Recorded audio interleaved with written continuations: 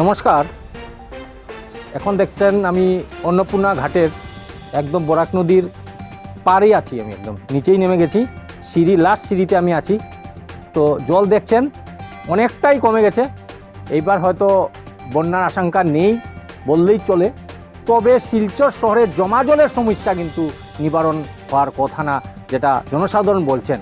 কি পরিস্থিতি? একমাত্র ড্রেনেজের কারণে।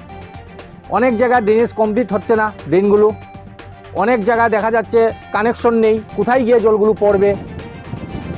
রাঙ্গির খালের সঙ্গে বা সিঙ্গির খালের সঙ্গে যে কানেকশন নেই অনেক জায়গায় দেখছেন। তো সেই সমস্যায় জর্জরিত জনসাধারণ মুখ খোলা শুরু করেছেন, কিন্তু আগামী দিনে আরও মুখ খুলবেন। আগামীতে ইলেকশন আছে, কর্পোরেশন নিগম, পৌর নিগমের ইলেকশন আছে।